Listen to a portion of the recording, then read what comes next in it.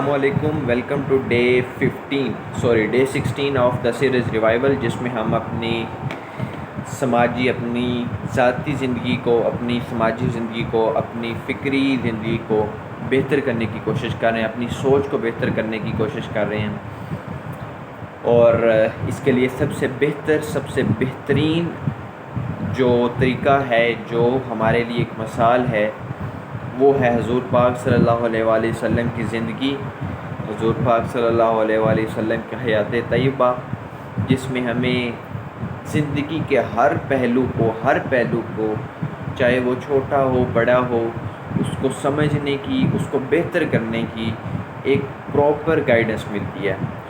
اسی طریقہ کو اختیار کرتے ہوئے ہم اس راستے میں موجود ہیں، اور ہم یہ بک اسٹڈی کر رہے ہیں جس کا نام ہے سیرت نبوی بائی ڈاکٹر اسرار احمد،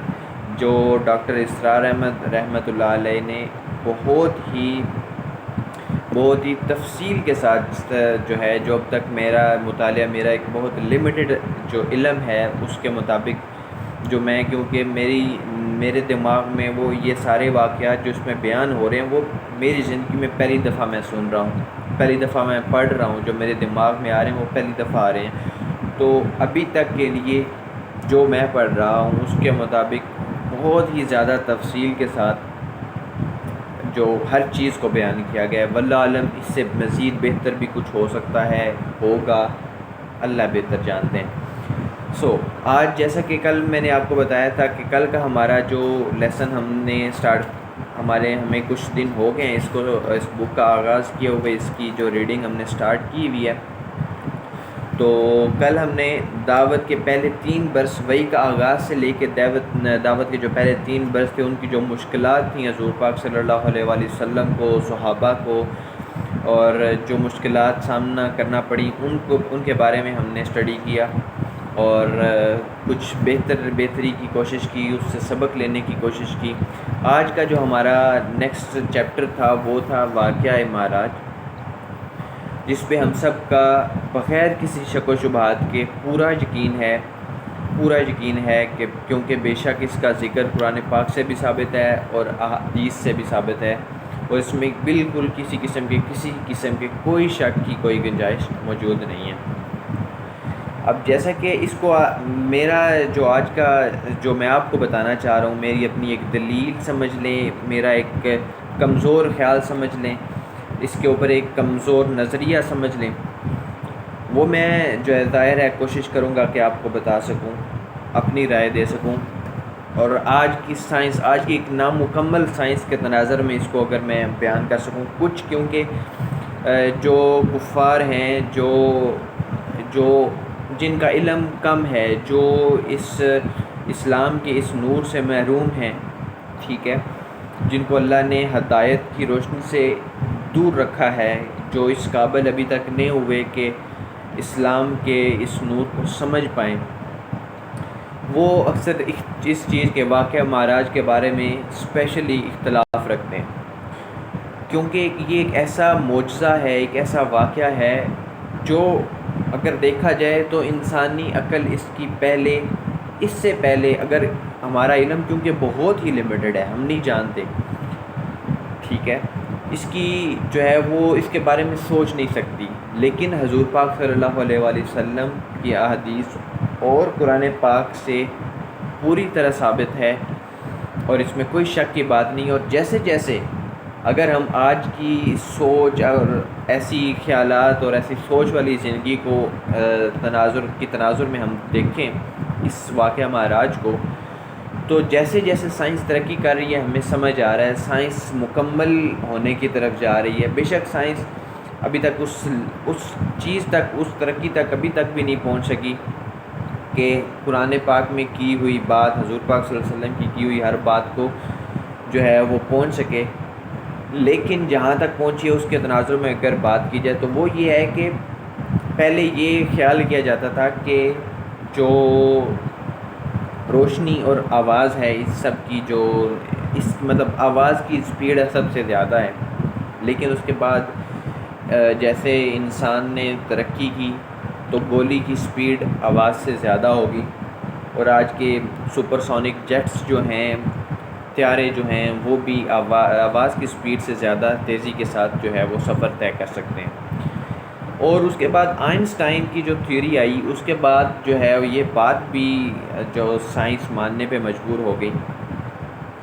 کہ اگر کوئی بندہ، کوئی چیز، کوئی مادہ، کوئی ٹھوس چیز روشنی کی سپیڈ سے سفر کرے، کیونکہ روشنی کی سپیڈ اب تک کی سب سے تیز سپیڈ ہے جو انسان کو معلوم ہے، اگر انسان روشنی کی سپیڈ سے سفر کرے تو اس کے لیے ٹائم رک جاتا ہے۔ اور واقعہ معراج سارا اسی چیز کے اوپر ہے کہ حضور پاک صلی اللہ علیہ وسلم کے لیے کائنات کو روک دیا گیا، یا آپ صلی اللہ علیہ وآلہ وسلم کی سپیڈ کائنات کے جو کائنات کا ایک گردشی نظام ہے اس کی سپیڈ سے اس حد تک زیادہ تیز تھی کہ وہ کائنات کے لیے اس کو اپنے اندر سمانا وہ ایک ظاہری چیز کے طور پر ناممکن تھا۔ لیکن ہم مخلوق ہیں، ہم بنائے گئے ہیں، اور انسان اگر اپنی مثال بھی لے، جیسا کہ ابھی اس میں ایک اور واقعے کا ذکر ہے کہ اگر ایک گھڑی بنانے والا گھڑی کو کسی ایک جگہ ایک ٹائم پہ روک دے اور کچھ دن بعد واپس وہ اپنی مرضی سے اس گھڑی کو واپس سٹارٹ کرے تو وہ اس کا ٹائم وہیں سے سٹارٹ ہوگا۔ یہ ایک محض ایک دلیل ہے، اس کے اندر جو بیان کی گئی ہے ڈاکٹر اسرار احمد صاحب کی طرف سے نہیں، یہ ایک الگ اس میں فوٹر نوٹ کے اندر بیان کیا گیا ہے، اور میں آپ کے ساتھ کوٹ کروں گا اس بات کو کہ اگر اس گھڑی کو روک دیا جائے اور واپس سٹارٹ کیا جائے تو اس کا ٹائم وہیں سے واپس آگے کی طرف چلے گا جہاں اس کو روکا گیا تھا۔ تو ہم اور یہ کائنات ساری کی ساری، پوری کائنات اللہ کی بنائی ہوئی ہے، اللہ اس کے خالق ہیں، مالک ہیں، اور اللہ کی قدرت ہر چیز پہ ہے۔ اللہ کی مرضی کے سوا اس کائنات کا ایک ذرہ، چھوٹے سے چھوٹا ذرہ، ایٹم، الیکٹرون، ایٹم کے اندر جا کے الیکٹرون، اس کے اندر جا کے جتنے پارٹیکلز ہیں وہ بھی اللہ کی مرضی کے بغیر ہل بھی نہیں سکتے، ایک ذرا سی موومنٹ بھی ان کے لیے ممکن نہیں ہے جب تک اللہ نہ چاہیں۔ تو اللہ اس چیز پہ قادر ہے کہ وہ اپنے بندہ خاص حضرت محمد صلی اللہ علیہ وآلہ وسلم کے لیے اس کائنات کو روک دیں، یہ بھی ممکن ہے۔ دوسرا، اگر سائنس کے تناظر سے دیکھا جائے تو روشنی کی سپیڈ سے اگر کوئی بندہ سفر کرتا ہے تو وہ بھی ممکن ہے کہ اس کے لیے ٹائم رک جاتا ہے،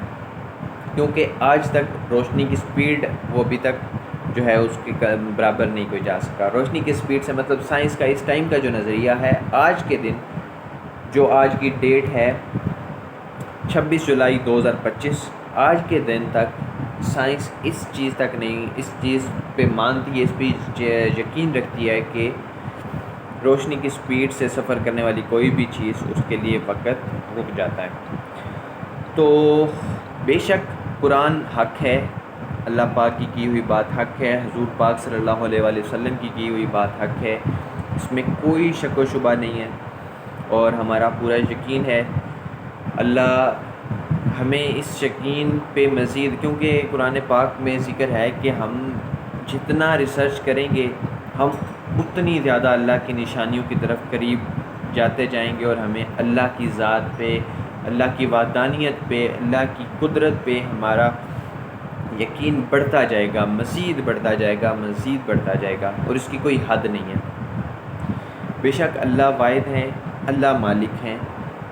اللہ ہر چیز پہ قدرت رکھنے والے ہیں، اللہ جو چاہیں، جب چاہیں، جیسے چاہیں ویسے کر سکتے ہیں۔ دنیا کا نظام اللہ کی مرضی سے چل رہا ہے، کائنات کا نظام اللہ کی مرضی سے چل رہا ہے۔ اللہ چاہیں تو اس کو پورا بدل دیں، اللہ چاہے تو اس کو چلتا رکھیں، اللہ چاہے تو کچھ بھی کر سکتے ہیں۔ ہم مخلوق ہیں، ہم کچھ بھی نہیں ہیں، ہم نے اللہ کی مرضی میں راضی ہونا ہے، اور یہی ہماری کامیابی کا ذریعہ ہے۔ اور بس یہ دعا ہے کہ اللہ ہمیں اپنا دیدار عطا فرمائے جنت میں قیامت کے دن۔ اور اس میں اسرار ایک جو سنگر بھی ہیں، صوفی کلام پڑھتے ہیں، انہوں نے بھی ایک کلام پڑھا اس میں، وہ نظم کس کی ہے یہ میں ایگزیکٹ مجھے معلوم نہیں ہے، کہ یہ جنت مبارک، بھول گیا ہوں، مفہوم بیان کر دیتا ہوں کہ باقی سب کو جنت مبارک، میں آپ کا دیدار چاہتا ہوں، مطلب یہ جنت مبارک رہے زائدوں کو میں آپ کا سامنا چاہتا ہوں۔ یہ کچھ الفاظ ہیں، غلط ہیں صحیح ہیں، اس کے لیے پیشگی معذرت، لیکن یہ کچھ الفاظ ہیں۔ تو اللہ پاک کا دیدار ہو، اس سے بڑی چیز کچھ ہو نہیں سکتی۔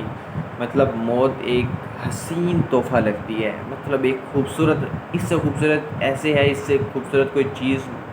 ہو نہیں سکتی کہ اس کے بعد ہمیں اللہ کا دیدار ملے گا، اللہ کا دیدار ملے گا۔ سوچیں اس کائنات کے خالق کا دیدار ملے گا ہمیں، مطلب وہ جو موت کا ایک ڈر ہمیں فیل ہوتا ہے اکثر، کبھی وہ دماغ میں آ جائے کہ ہم دنیا سے چلے جائیں گے، لیکن اس کا جو رزلٹ، جیسے اب آج میں بک میں پڑھ رہا ہوں اور وہ جو جب لائن آئی تو مطلب دل میں ایسی خوشی کی ایک لہر امٹی کہ اللہ کا دیدار ہوگا۔ اس سے بڑی چیز کیا ہو سکتی ہے کسی کے لیے، کیا ہو سکتی ہے مخلوق کے لیے کہ اس کے خالق کا دیدار ہوگا۔ اور جنت میں جنت اللہ پاک ہم سب کو جنت میں جگہ عطا فرمائیں اور معاف فرمائیں جو ہم غلطیاں کر بیٹھتے ہیں۔ اللہ اپنے جنتیوں کو، اپنے لوگوں کو اپنا دیدار کروایا کریں گے۔ میرے پاس الفاظ نہیں ہیں اس چیز کو، اپنی فیلنگز کو بیان کرنے کے لیے کہ کچھ نہیں اور کچھ نہیں چاہیے، کچھ بھی نہیں چاہیے، یہ چاہیے، بس یہ چاہیے، اللہ کا دیدار چاہیے۔ بے شک اللہ مالک ہیں، بے شک ہم بہت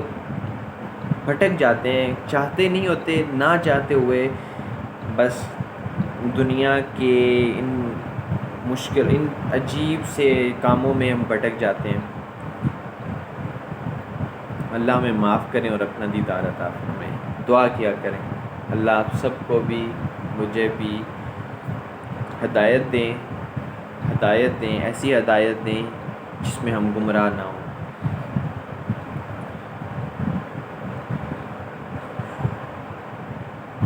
آپ سوچ نہیں سکتے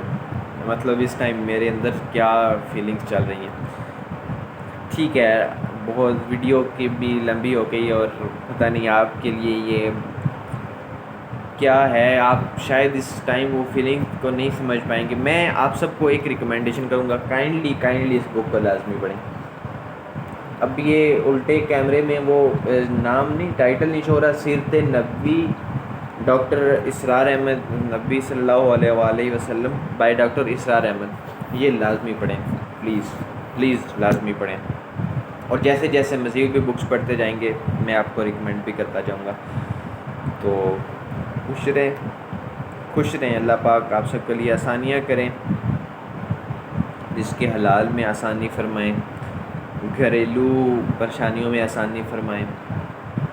اور گھر میں سکون رکھیں اور اپنی عبادت میں سکون دیں۔ آج کے لیے میری طرف سے یہی، دعاؤں میں یاد رکھیے گا، آپ کا عاجز سا ایک پوسٹ، کمزور سا، اللہ کا کمزور سا بندہ، محمد سعد اللہ سلطان، جو بھی سمجھ لیں۔ خوش رہیں، دعاؤں میں یاد رکھیے گا۔ اللہ حافظ۔